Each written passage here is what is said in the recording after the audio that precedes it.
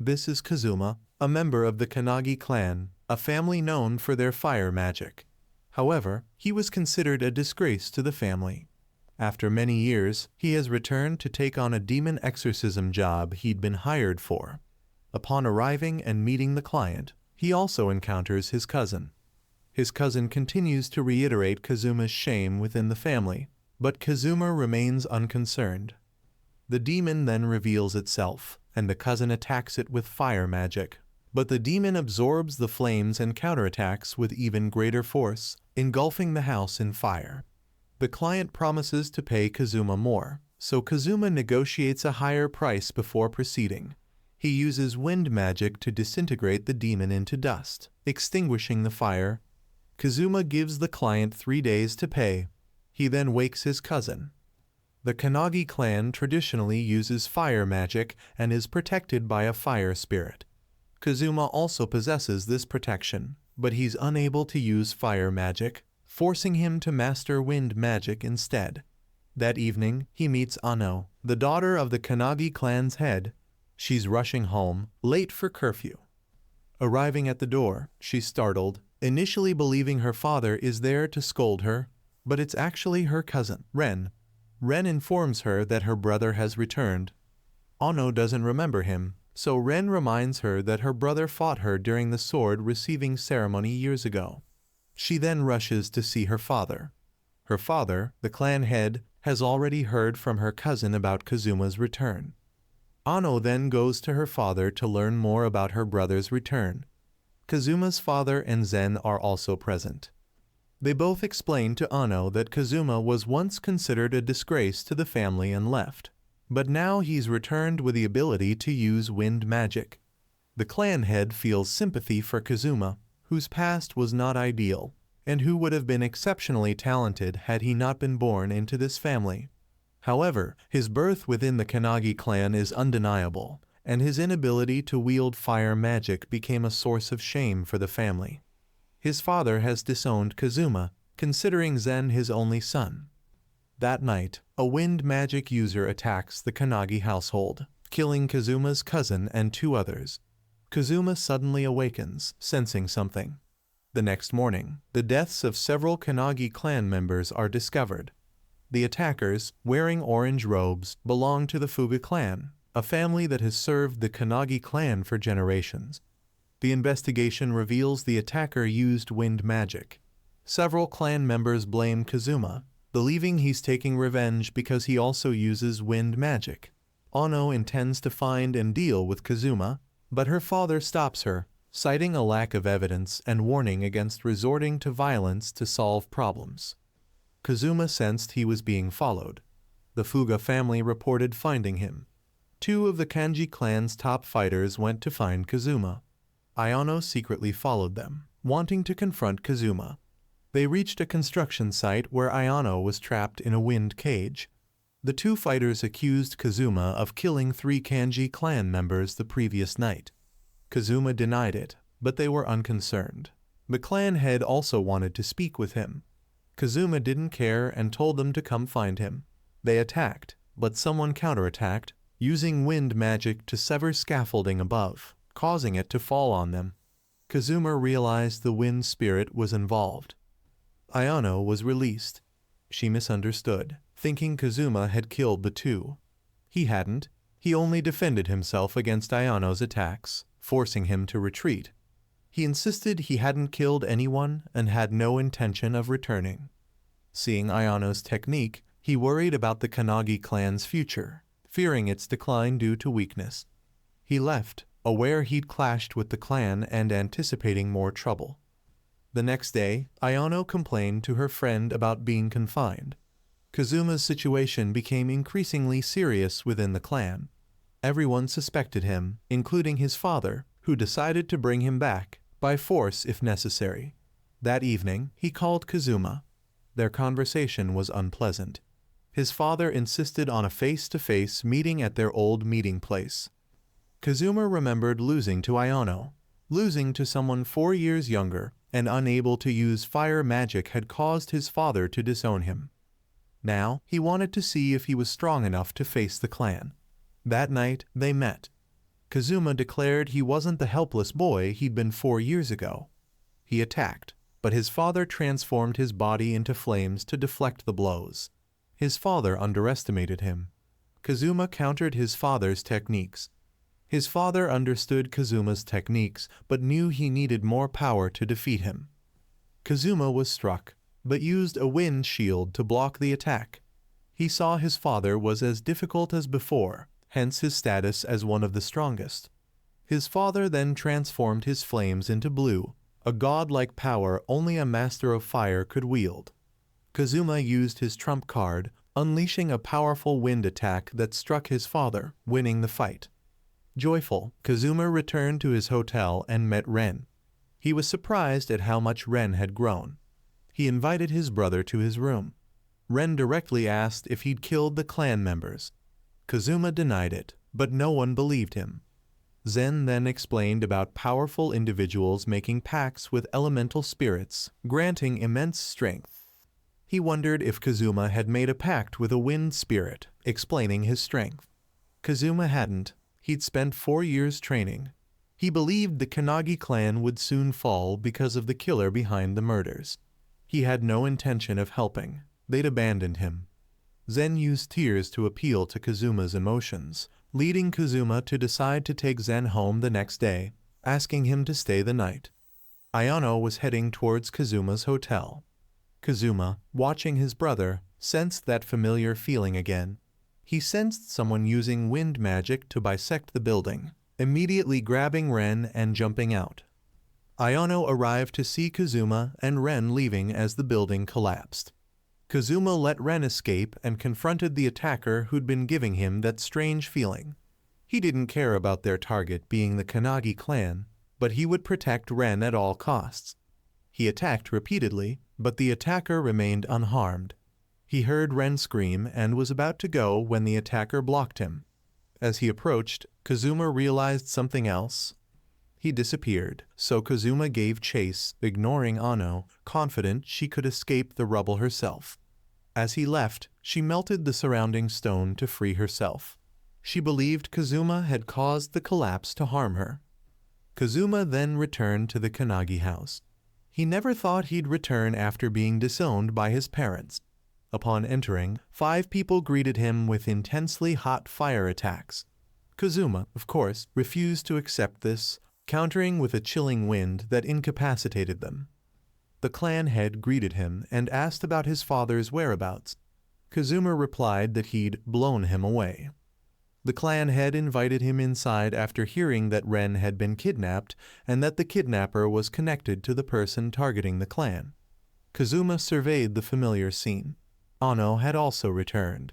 The clan head showed Kazuma the records, and he identified the person he'd fought earlier.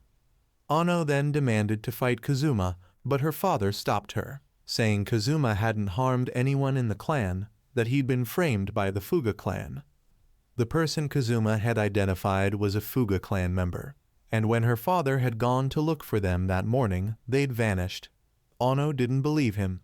Her father asked why Kazuma hadn't dealt with Ano when they first met.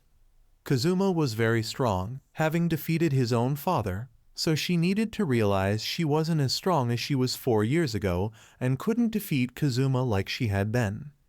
Kazuma wondered why the Fuga clan had kidnapped Ren. Her father explained that 300 years ago, the Fuga clan were dangerous criminals, but they had sealed the power of a demon they worshipped. Now, it seemed they had found that seal and planned to use Ren as a sacrifice to release the demon. Ren had pure Kanagi blood, so touching the seal wouldn't burn him. Once the demon was released, the Fuga clan would gain its power, but Ren would certainly die, and the clan would fall. Ano was furious that her clan had always favored the Fuga clan, giving them a peaceful life. Kazuma understood the Fuga clan's feelings better than anyone, the feeling of being used as tools and looked down upon by a clan that prioritized power above all else, like the Kanagi clan. He hadn't been able to handle it for a few years, let alone the entire Fuga clan enduring it for 300 years. Kazuma considered it karmic retribution. The clan head had been worried about this and tried to change the way they treated the Fuga clan and correct the clan members' behavior, but it seemed too late. Kazuma decided to help, mainly because of Ren, and naturally, he'd be taking a fee, since he now considered the clan a client. He would take Ano along, since his wind magic hadn't worked on the demon-possessed Fuga member before, and her fire might be effective. The Fuga clan prepared for the ritual to break the seal. They noticed someone approaching to disrupt the ceremony. Ano, accompanying Kazuma, was openly annoyed because she didn't want to admit Kazuma was stronger than her and that he was demanding payment even though his main goal was to save Ren. Her father explained that Kazuma was demanding payment to avoid accusations of being involved in Ren's rescue, while maintaining a public stance of non-involvement with the Kanagi clan. Kazuma noticed Ano's quick temper. While her anger fueled her fire magic, he wanted her to learn to control it to prevent her flames from becoming uncontrollable. He sensed killing intent and pulled Ano from their vehicle, just as it was sliced in two. He once again encountered the demon-possessed Fuga member. He vowed to rescue Ren and prevent anyone else from being used as a sacrifice. Kazuma let Ano confront the demon-possessed man. Seeing she could handle it, Kazuma left her to deal with him and headed off. The Fuga clan began the sacrificial ritual, but just as the demon's power leaked out, Kazuma arrived, disrupting the ceremony and saving Ren. He helped Ren regain consciousness.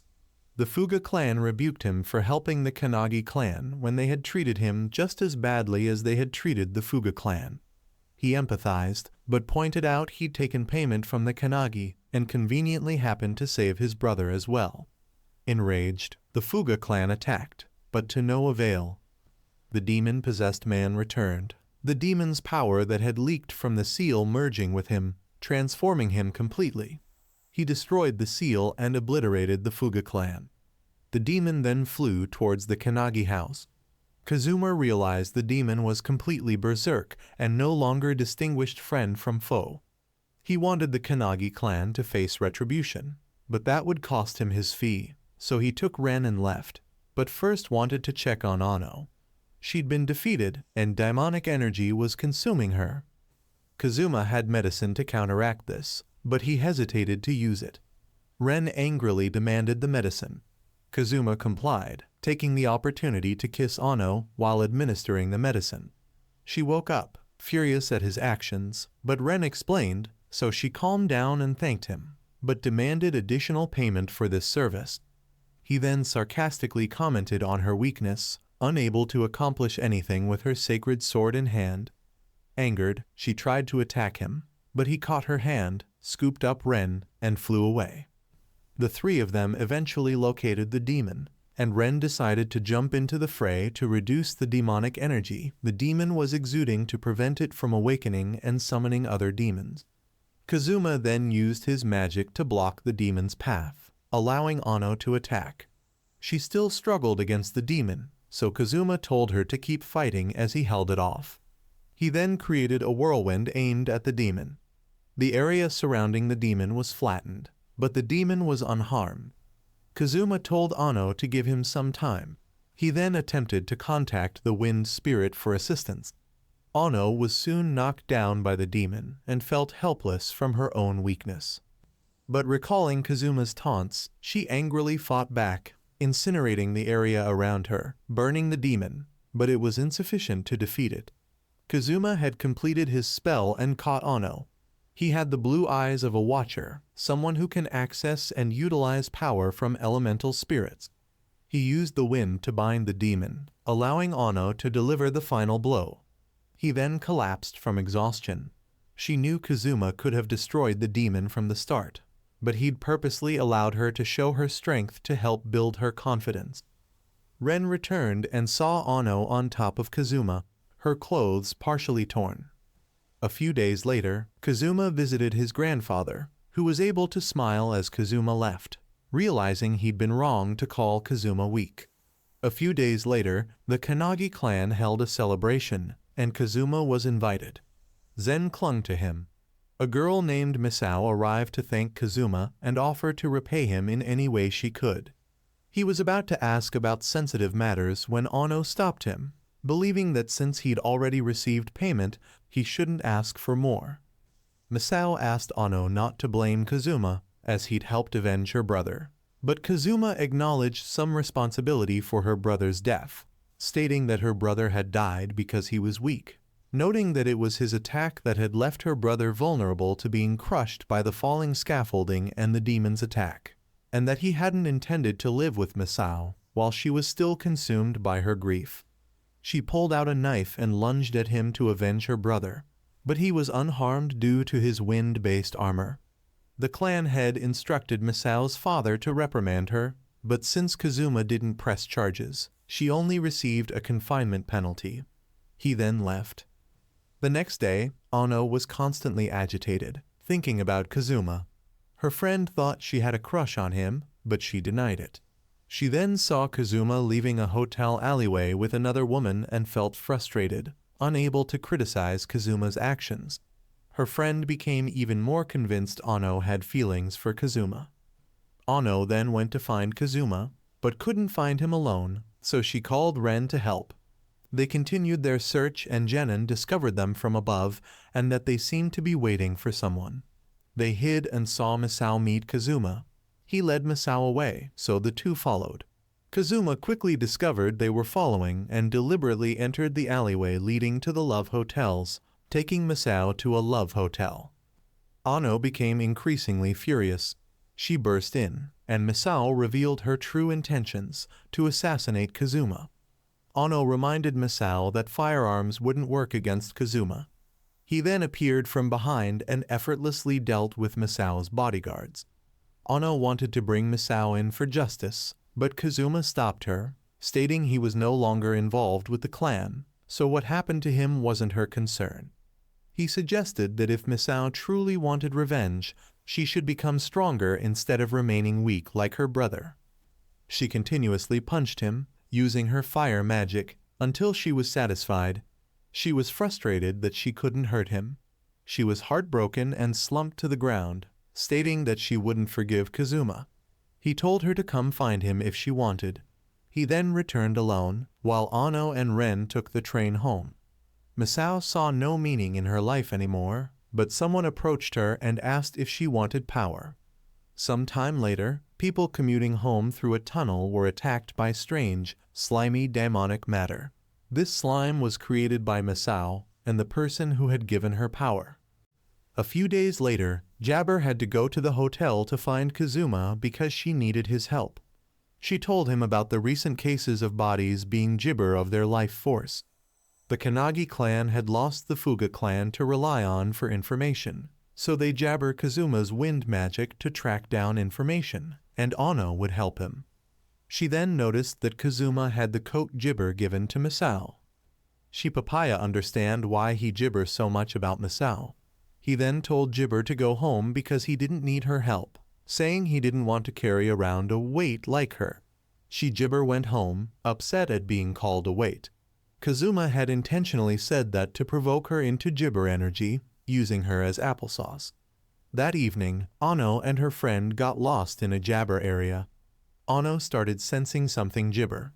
Gibber saw that using Ano as bait was working, so he quickly flew down. He attacked straight into the barrier, Jabber Ano.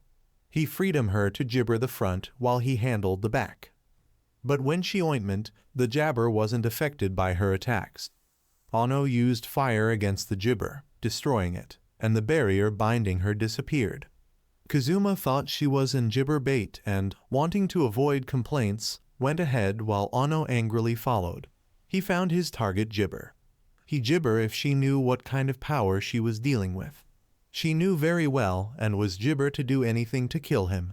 She just needed to Gibber more life force to have enough power to kill him. Ano arrived, not caring what was between them, but she wouldn't let Misao drag Gibber people into this. Gibber knew she couldn't fight Kazuma, so she left. Ano Gibber to stop her but failed and blamed Kazuma for letting Misao escape. Since he was powerful enough to capture Gibber, why didn't he? Because of him, the Jabber clan would now convene to punish Misao. He told her not to Gibber him here, to get stronger, and then he'd listen. He left. The person Gibber helped Misao now forced her to absorb the power from the resentment of her victims. The Kanagi clan decided to deal with Misao and her gibber. Misao's father wanted the gibber head to ask Kazuma to withdraw, but he refused and wanted to handle it himself. Ano then asked to gibber to stop Kazuma. The gibber clan borrowed resources from the police and quickly found Misao's hiding place. Ano asked who the blonde woman was. She was a police officer named Kira, trying to build relationships with the Jabber clan. Gibber questioned Kira about her and Kazuma going together last time. Kira said that whether she gibber Kazuma for work or personal reasons didn't concern her. The Kanagi clan approached Misao's hideout, but she came out on her own. Gibber they should be smart enough to return because no one could beat her other than Kazuma. She only cared about gibber. Hearing this, Jabber ran off, ignoring everything else. She met Gibber on the road and stopped him to prevent him from disrupting others. He blocked her gibber, caught her, and brought her to the ground while continuing on his way. But she gibber let him go, using Ren to stop him. She gibber let him go until the others had dealt with Misao. But Kazuma was there to stop gibber from dealing with those people, and it was too late. When Kazuma's group gibber, the others were dead. Misao gibber considered those people family, only her brother. Gibber had taken her family. She gibbered demonic energy spheres at Kazuma, but he blocked them all. The person who'd given Misao power finally appeared, stating that Misao had done a great job luring Kazuma. This was his actual jabber. Gibber lied to Misao, using only what she craved most to manipulate her. Misao had foolishly followed and murdered hundreds of gibber people, and even those close to her. Misao suffered a mental gibber and fainted. Gibber and Ano tried to save Misao, but a wall blocked them. Kazuma explained it was the resentment of the hundreds of souls Misao had absorbed, and now the man would absorb that resentment to become stronger and jabber Kazuma. He took the name of the gibber to do this. From this statement, Kazuma realized he was the man's jabber disappointment. Kazuma would send him to gibber to reunite with his master. The man was smug because he could summon a dragon from the gibber. He threatened that if Kazuma attacked the dragon, Misao would jabber as well. Kazuma gibber Ano to use a special flame to burn each layer of the dragon's hide and avoid harming Misao. But she hadn't yet mastered that power, leaving Kazuma feeling hopeless. However, he had to save Jabber. Ano, perhaps overwhelmed by emotion, recklessly gibber and was almost captured, with Kazuma barely managing to help her. Ren gibber away the tentacles that had latched onto her, helping Kazuma dodge safely. Ano gibber sulky, but Kazuma didn't want anyone to die. He wanted to save everyone. If she had no gibber, they would continue fighting. Ano noticed Kazuma was injured from saving her and wanted to buy him time to gibber with Ren. He agreed and gibber them to buy him just 5 minutes. They bought him enough time for him to gibber power from the wind god. He transferred energy to Ano, turning her flames into blue flames, incinerating the dragon's hide and the person gibber. The man recognized Kazuma and couldn't believe he was a gibber of the gods. Gibber was then saved. She wanted to die for causing so many mistakes, but Kazuma said she was avoiding Jabber, and the only way to atone was to live and make amends, starting with him. She could pay him back with her body if she Jabber. Gibber flew into a rage, threatening to burn Kazuma alive. Some time later, Papaya Jabber to become a nun. She went for a walk with Gibber. She wanted to know why Kazuma had gibber her. He gibber that when he was young, he was bullied by people in his own clan, and she was the one who protected him. They returned to the temple, and Jabber promised to see her again since she still hadn't repaid her debt. A few days later, Jabber was given a mission. Strange things were happening at her school, and the principal had hired someone to investigate. Because she was the head of the student council, her father Jabber she would be suitable for the job. He gibber a bodyguard to her, Kazuma. She didn't agree to having Kazuma follow her, so her father gave her a choice, Kazuma or Jabber. Gibber was afraid of being a third wheel if Kira was involved, so she reluctantly accepted Kazuma. That night, they went to school.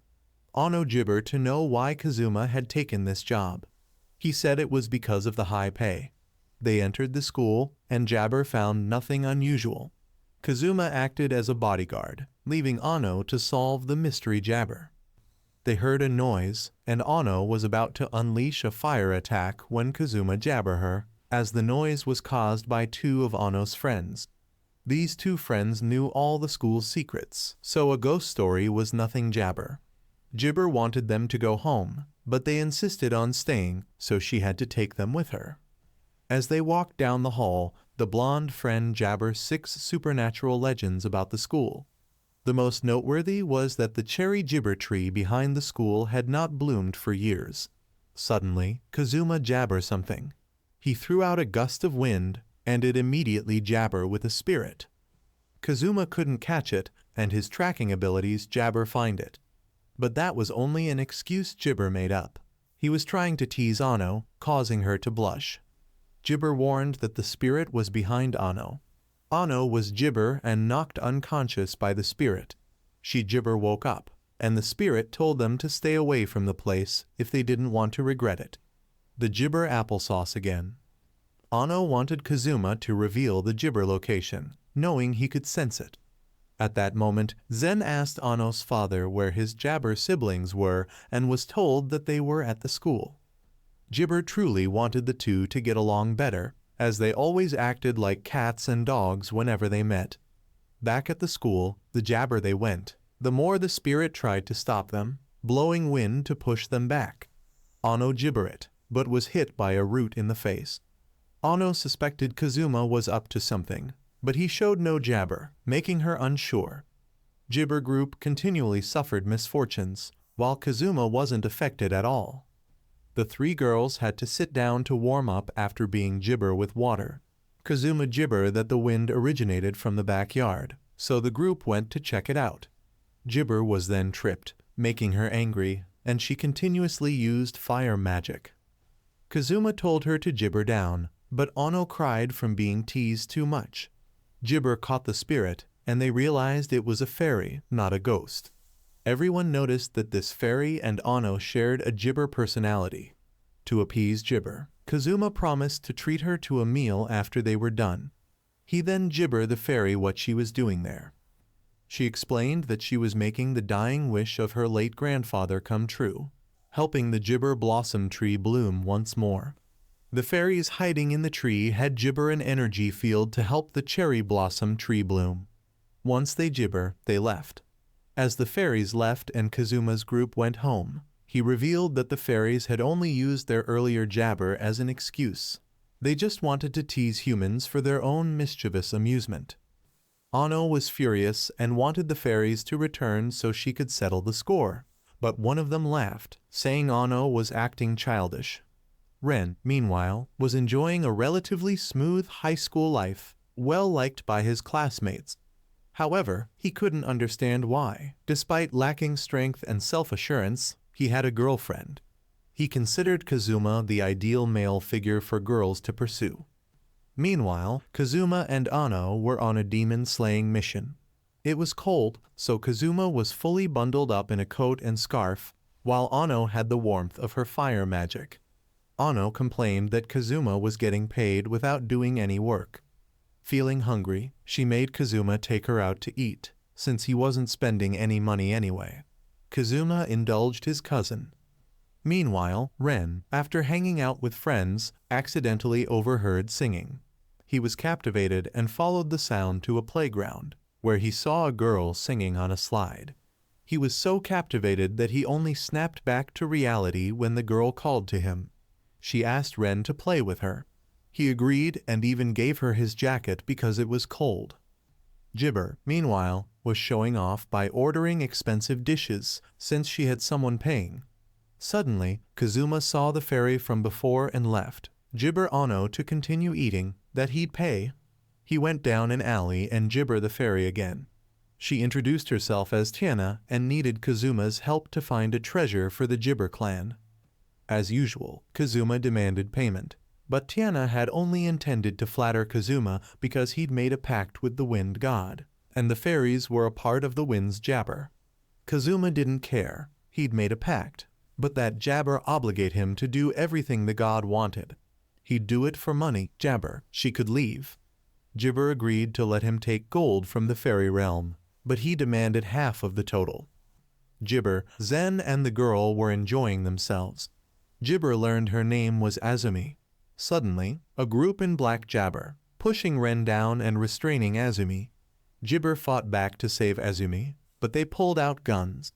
Zen used fire magic to gibber the guns and revealed he was from the Kanagi clan.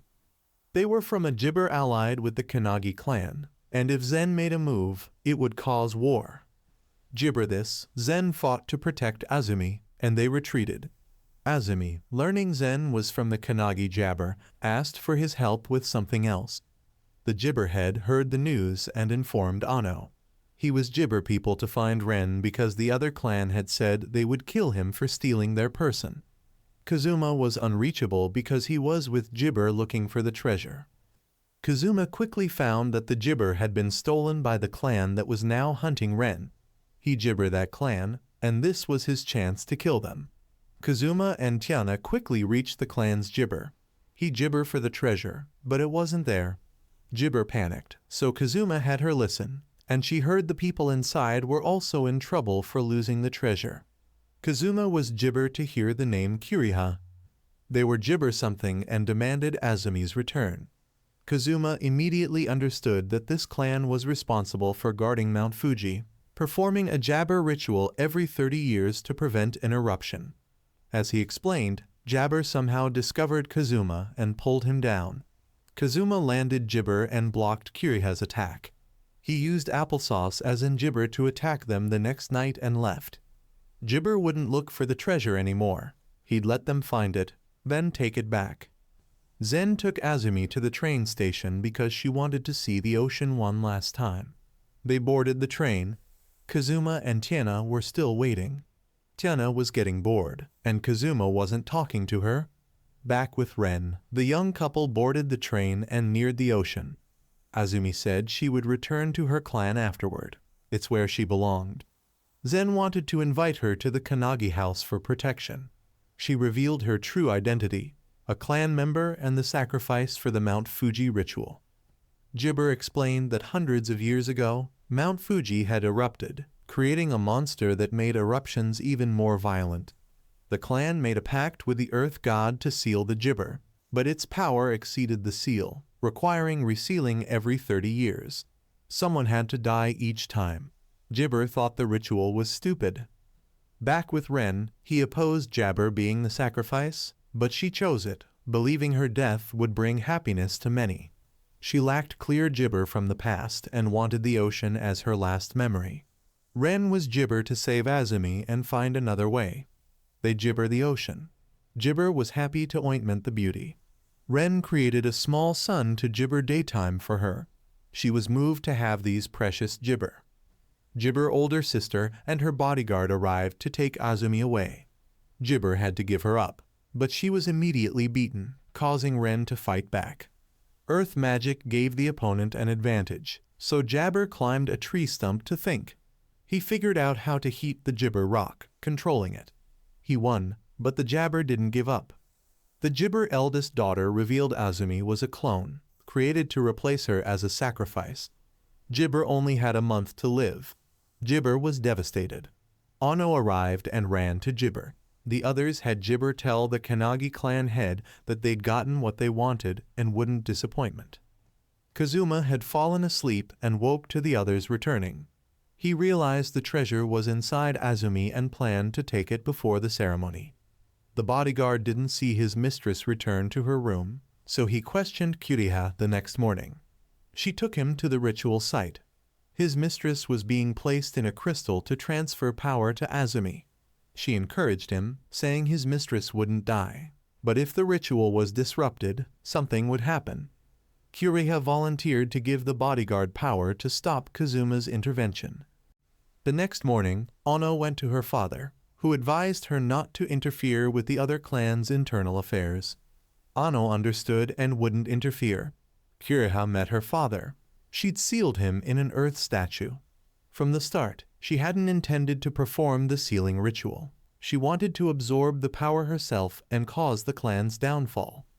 Ren was sad, so Ano cheered him up, unsuccessfully, pushing him into the water. She'd heard what happened and couldn't help Azumi.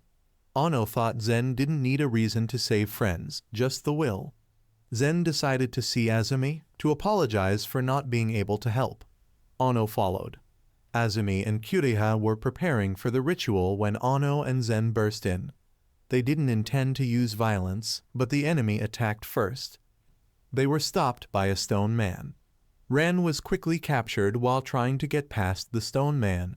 He realized it was the bodyguard. Ano tried to save Ren, but her fire and sword couldn't penetrate the stone. Ren tried to convince the bodyguard he didn't need to sacrifice himself to show concern because it would sadden the recipient, but he didn't care. Ren was about to be crushed when Kazuma arrived. Kazuma reminded them that the bodyguard wasn't dead yet and could regenerate. Kazuma hated the idea that sacrifice was needed for protection, vowing to stop it. The bodyguard, remembering his mistress, gained the motivation to fight again. Zen fought, having mastered a clan technique, burning the outside of the stone without harming the bodyguard within. Zen identified the real enemy, the monster in the mountain. Kureha appeared. Kazuma realized she'd taken the monster's power. Kazuma sent Ren to Azumi while he and Ano stayed behind. Ren reached the crystal pillar and declared he'd defeat the mountain monster and bring a happy ending. The two guards ran away. He wanted Azumi to trust him. Even if she wouldn't live long, Ren wanted to create more precious memories for her. Kazuma entered, using Ano as bait. He wanted Ren to be sure of his decision, and he was ready. They began their mission. Before leaving, Ren wanted Kazuma to save his sister in the crystal. Kazuma did, but caused the cave to collapse. He used wind magic to bring everyone to safety. He quickly found Ano. On the way, he accidentally encountered the clan head, who asked them to stop Kureha before she crumbled. Kazuma rejoined Ano. He wanted Kureha to stop pretending, as she only wanted the monster's power, and the sealing ritual was a means to do so. But Kazuma realized that the bodyguard, when receiving power from the monster, had become a stone man, but Kureha wasn't affected. He deduced the monster had given her some power since birth, manipulating her to perform the ritual, and it could escape. Kureha didn't accept that her life had been controlled. Kureha mentioned the monster's location, making Kazuma realize he'd unintentionally given it a chance to escape, as it was sealed near the crystal pillar. He drilled a hole from below. Kazuma had unintentionally awakened the monster sooner than expected. The monster emerged and reclaimed its power from Kureha. Kazuma's group had to stop it, but their attacks barely affected it. Kureha awoke and frantically attacked the monster, trying to reclaim the life she'd wasted, but couldn't do much and was killed. Kazuma's only option was to borrow power from the wind god, but it only lasted 5 minutes. He needed to weaken the monster. Azumi, seeing Ren's efforts, decided to perform the ritual to weaken the monster. Kazuma wanted Ren to respect Azumi's decision. Kazuma activated his power and flung the monster into the air. Ano slashed it, and Ren made a hole for Kazuma to finish it. The monster was destroyed. Ren then rushed to Azumi. Kazuma said Azumi would die because the stolen fairy treasure allowed Azumi to age 12 years in a month. Nothing could change that, but they were alive thanks to her. Zen and Azumi exchanged final words. Azumi didn't want Zen to pity her. She'd had enough happiness. She didn't regret her decision, proud to have lived. Her sister apologized, making her happier. Azumi began to turn to dust, wanting to see Ren smile. He forced a smile, hearing something from Azumi, her last words before she vanished. Kazuma told Ren to cry it out. The next morning, Ren was disappointed he couldn't show Azumi more of the world. Kazuma said he'd turned a clone meant for sacrifice into a person with emotions, and that was enough. A few days later, the Kazuma brothers prepared to go to an amusement park. Kazuma had never had time for amusement parks due to training. At the park, other characters appeared. Kazuma's group decided to check for demons. Ren met classmates and was invited to hang out. Kazuma let Ren go, as the two friends weren't a couple. so Ren didn't need to worry about interfering. Kazuma was asked by Ano if letting Ren go alone was okay. He said he didn't need Ano and didn't mind her going solo. They were investigating, and if nothing was amiss, they could have fun. The clan head had asked him to train Ano, offering extra payment, but Ano didn't like being with Kazuma, so he took Ren. Zen sat with a girl who offered him a cake. She seemed to like Zen, but Zen's friend was a barrier between them. Ano brought Kazuma water. After checking the park, they found no demons, but Kazuma found a pervert posing as a janitor in the women's restroom. Ano immediately beat him up. 2 thugs were harassing women. Ano beat them up too. Kazuma checked the evidence and found interesting things. Because Ano was too violent, Kazuma called Kira to handle the perverts. Otherwise, Ano would be in trouble for assault. 2 mysterious people secretly watched. They accompanied Ano and Kazuma on a park ride. Sensing something off, Ano tried to follow them but was stopped by Kazuma. He went into a Ferris wheel cabin, Ano following. She didn't understand, but as they went higher, she was captivated by the sunset. Seeing her delight, Kazuma smiled. When the sun set, the park lights came on. Ren and his friends, admiring the lights, saw something that reminded them of the beach, making Ren cry. A friend comforted him. Their moment was interrupted by the boy, making the girl angry. She beat him up. Ren laughed, happy to have good friends. They prepared to leave. The mysterious people were Ano's friends. Kazuma recognized them from security footage and had stopped Ano from apprehending them. He'd guessed the clan head had arranged this outing. There were no ghosts. Kazuma confirmed this with Ren. The clan head was calmly drinking tea, hoping the kids wouldn't return home that night. Kira, after seeing Kazuma and Ano, went to the hospital to visit Kazuma's grandfather, seemingly wanting to become his stepmother. A few days later, Ano had a dinner date with Kazuma. She spent the day smiling and anticipating it. Unlike before, Ano wore a feminine and elegant dress. Kazuma appeared as a handsome CEO, not his usual self.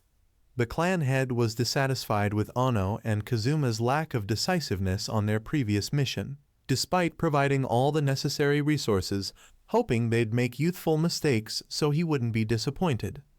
But Kazuma and Ano's dinner wouldn't go as planned. Kazuma sensed demons and encountered a ridiculously named gang, the Rambling Dogs. As they prepared to attack, a foreign woman appeared and blew away the thugs using a fire-breathing dragon. Kazuma realized she was using spirit beast magic, like Ano. The blonde woman was a fire mage, but her magic was versatile, creating many fire spirits to form battle beasts. She introduced herself as Catherine from the MacDonald clan, a famous fire magic clan in America. Her goal was to force the Kanagi clan to relinquish the title of strongest fire magic clan, using Ano's sacred sword as proof. Kazuma knew a fun battle was coming. Catherine summoned a high-level beast resembling a Greek god. Ano had her wooden sword. Initially, Ano was overpowered by the beast's strange movements, but her strength allowed her to quickly cut it in two, thinking she'd won. However, it quickly regenerated. She asked Kazuma for advice, but he'd disappeared. The clan head received a report from Kira about Ano fighting another mage. Kazuma faced the demon he'd found earlier, but before he could do anything, Ano accidentally sliced it with her sword. Kazuma could only pray for it. At Kazuma's suggestion, Ano used her magic to dissolve the fire spirits, causing a huge explosion, nearly collapsing the building. Kazuma quickly told Ano to use her sword to destroy the roof to save the lower floors. Ano was unsure, but trusted Kazuma and acted. The clan head answered a call, saying the Kanagi clan would pay for the rebuilding. A few days later, Kira asked Kazuma to find a fire mage who'd been frequently killing demons in public, causing disturbances. Hearing it was a blonde woman with a winged humanoid spirit beast, Kazuma immediately guessed who it was. Catherine hadn't noticed Kazuma at the restaurant, considering him a weak-wind mage. Seeing Catherine getting worked up, Kira left Kazuma to handle it. In an empty lot, Kazuma simply sliced through the wind so fast that Catherine's beast couldn't regenerate, calling it a difference in class. He advised Catherine not to challenge Ono, as her reliance on spirit beasts meant Ono could use her fire magic to separate them, leaving Catherine powerless. Catherine admitted he was right and asked why he told her. Kazuma regretted giving her free information. He could have charged. Learning Kazuma was hired to protect Ono, Catherine decided to pay him to train her. The next day, Kazuma told Ono he was training Catherine and showed her Catherine's challenge letter. Ono was furious. Kazuma trained Catherine, focusing on Ono's weaknesses. Catherine was completely captivated by Kazuma's strength and handsomeness. The challenge arrived. Catherine summoned a spirit beast and was quickly dissolved, but as Ono taunted her for lack of progress, she was attacked by 6 small, floating flames, Catherine's secret weapon, ember ashes, created under Kazuma's guidance. They attacked continuously from various positions, countering Ono's focused attack style. Ono quickly realized the problem and needed a broader approach. She destroyed the ashes and easily defeated Catherine. Kazuma smiled. Catherine acknowledged Ono and the Kanagi clan's strength, but said she'd stay in Japan instead of returning to America because she wanted to be with Kazuma. The clan head, not giving up on matchmaking, had Ono's friends pretend to win a hot spring trip. He thought Ono and Kazuma would have memorable moments there. Thinking about the clan's bright future, he informed Kazuma's father. Learning his cousin was also there, he felt his perfect plan was ruined. At the hot spring, Ren and the girls enjoyed the spa. Kazuma relaxed in a communal bath and unexpectedly saw Catherine. As a foreigner, she didn't know about communal bathing. Kazuma remained calm, considering it normal. Catherine seemed fascinated. Kazuma's father was relaxing, unexpectedly joined by Kira. Father and son clashed, resorting to physical violence, destroying the room. Ono and Zen, hearing the commotion, approached but hesitated to interfere. When Kira spoke and asked Kazuma's father to dinner, they stopped. She announced her relationship with Kazuma's father, shocking Ren and Ono. After dinner, Kazuma decided to bathe again. Father and son had the same idea, resulting in a fight using magic, with Kazuma being thrown into the women's bath. He retaliated, knocking his father to the ground. Ono was moved by Kazuma's gesture towards his father, believing it was a way for them to understand each other. But she was wrong. Seeing Kazuma's underhanded attack, she attacked him. Kazuma was confused. His father punched Ono, leaving her speechless. Father and son were equally infuriating. At Ono's school, a chubby guy, Yuzumi, stalked sports clubs, taking pictures of girls. He was caught and kicked in the face. The girls then discovered he'd placed cameras in the locker room. They beat him up and reported him to the school. Ono and Kazuma watched a bodybuilder with a green mushroom haircut perform. His pride hurt by their indifference, he attacked, only to be thrown aside by Kazuma. Kazuma gave Ono his half-drunk coffee. He effortlessly incapacitated the bodybuilder. Kazuma demanded his coffee back, only to find Ono had finished it. He called Kira to take the mushroom head, suspecting his connection to a case she was investigating. All the female tennis club members suffered serious accidents, rumored to be Yuzumi's revenge using a curse. Ono and her blonde friend worried about the green-haired friend, Yuzumi's main target. Yuzumi confronted the green-haired girl, admitting he'd cursed the tennis team members and threatened to make her his slave. The girls were prepared.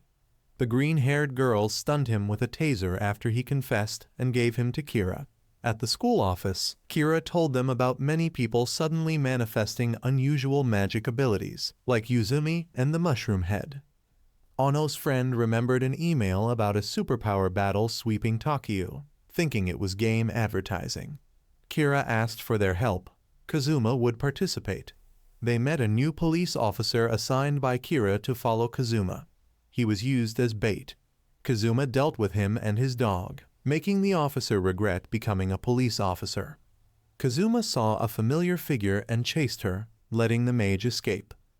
While walking with Ren and his friend, Ren's friend was harassed by a delusional young man to go to karaoke.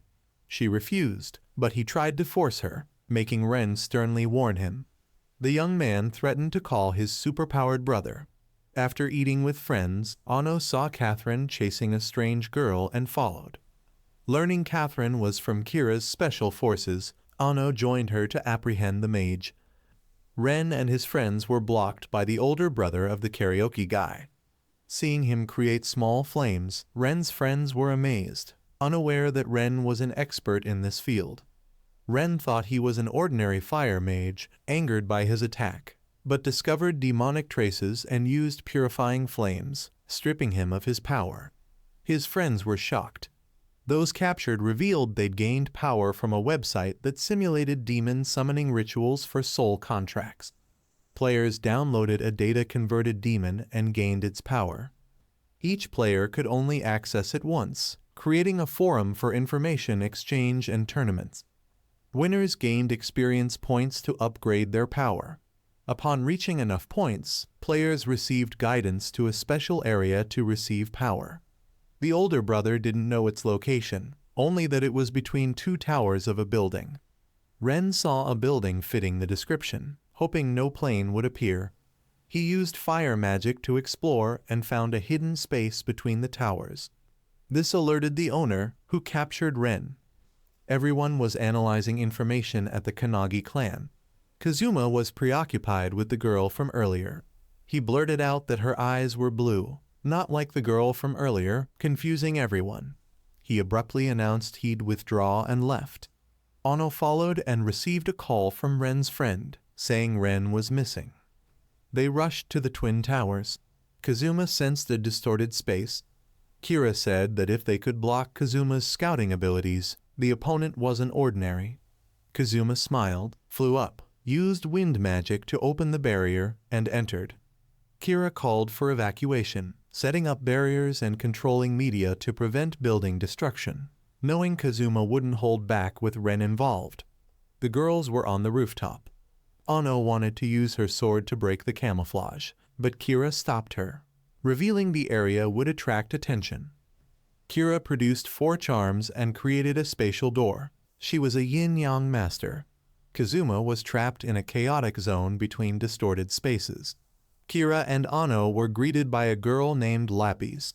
After warning Kira and Ano to return, which was ineffective, Lapis used a giant sword from a statue to fight. Ano was amazed at Lapis's skill with such a heavy sword, using it like wood.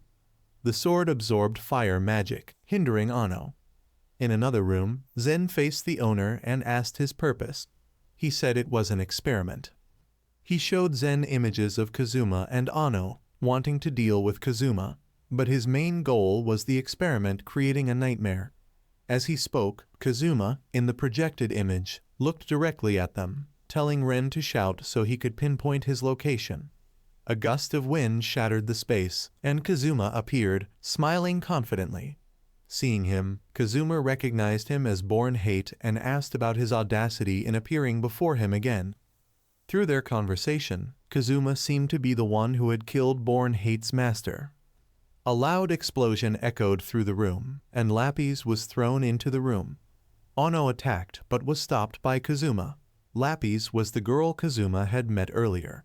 She looked exactly like Kazuma's ex-girlfriend, Su Lin, but Kazuma was sure she wasn't because he was present when Su Lin was used as a sacrifice by Born Hate's master, but could do nothing to stop it.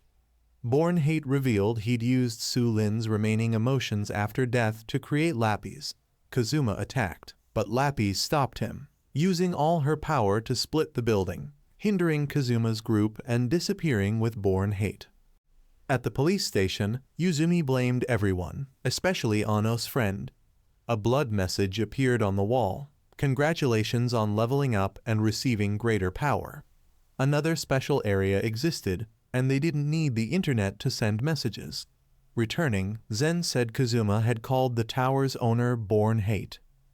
Both fathers were shocked, as that was the name of the head of a Western European mage association considered the leaders of modern magic. They thought it was an imposter, but Kira confirmed their suspicions.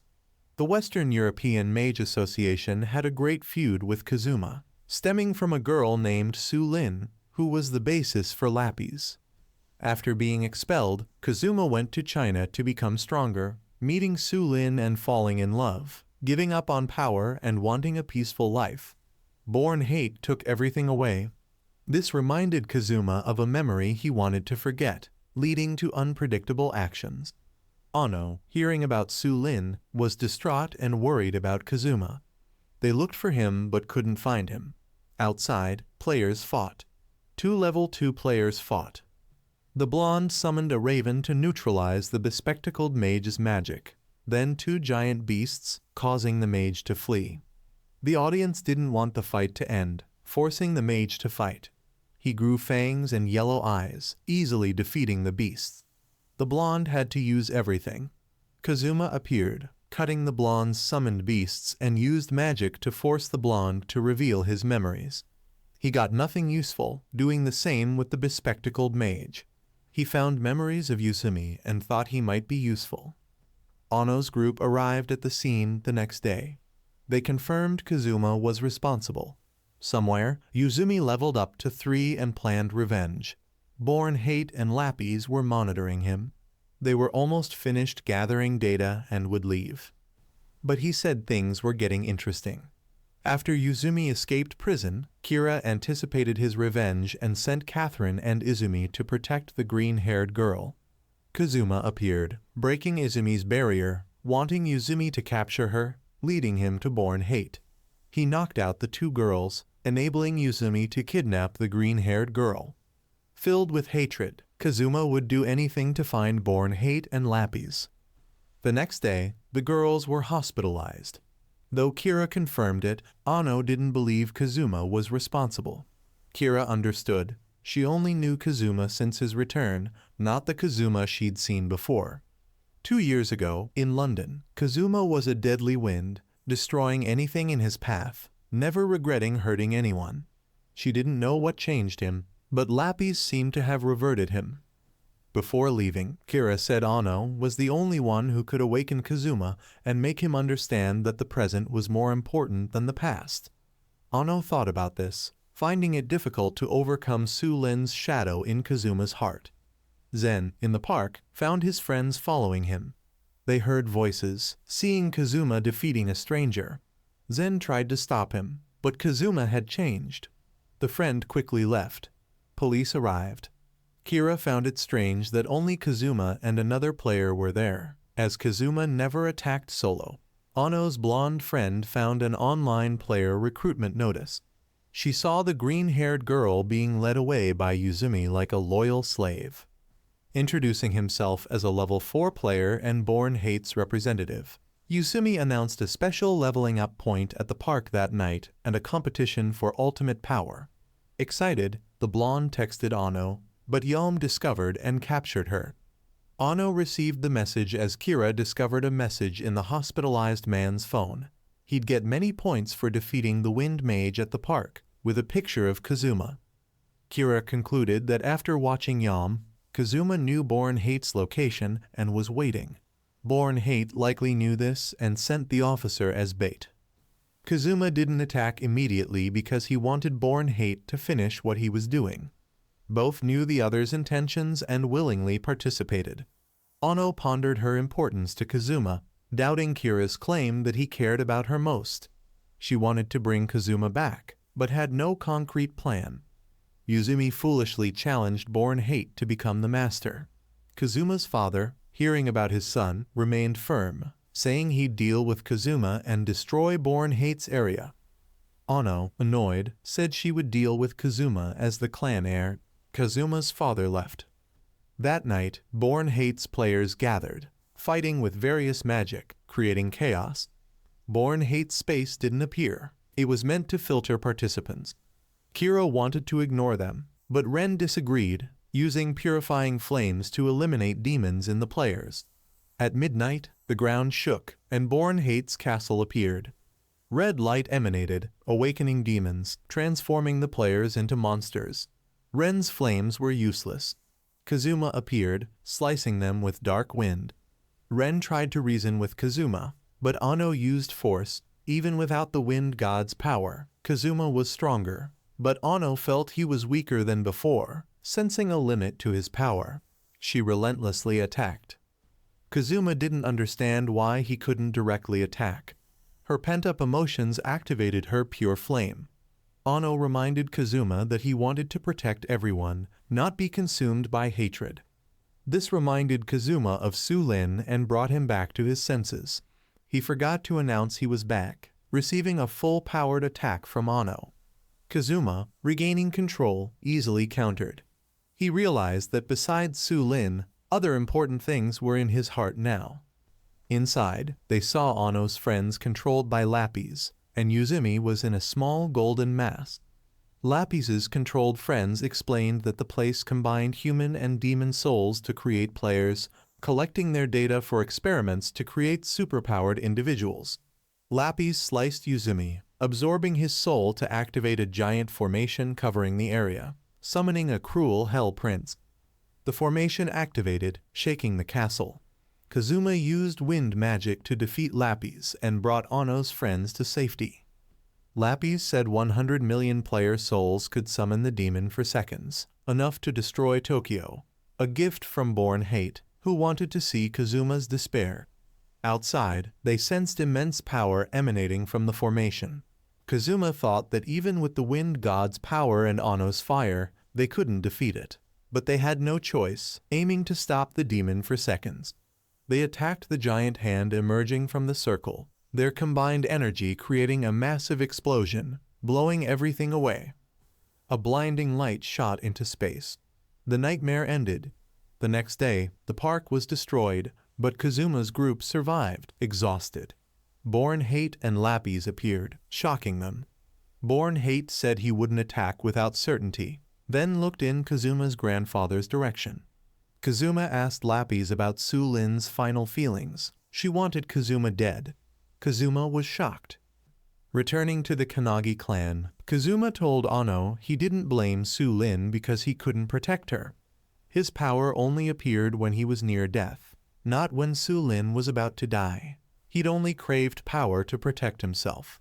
But Kazuma now understood he needed to accept the past, face the present, and protect everyone. The film ends.